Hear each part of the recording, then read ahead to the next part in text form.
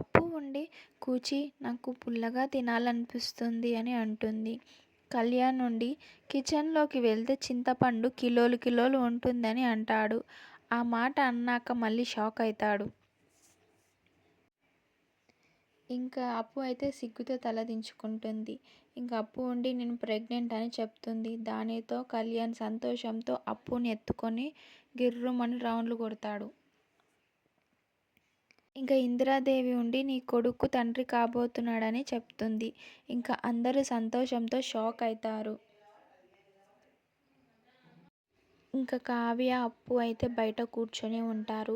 అప్పు ఉండి మామిడికాయలు తెచ్చి ఇస్తుంది. కడుపుతో ఉన్న వారికి పుల్ల పుల్లగా తినాలనిపిస్తుంటుంది కదా, అందుకని నీకోసం కూడా తెచ్చా అని ఇస్తుంది. అప్పుడే అక్కడికి రుద్రానైతే వస్తూ ఉంటుంది. నువ్వు ఒక్కదానివే ప్రెగ్నెంట్ అనుకున్నా, మీ అక్క కూడా ప్రెగ్నెంటా అని అంటుంది. ఇక ఆ మాటకి అయితే ఇద్దరు షాక్ అవుతూ ఉంటారు.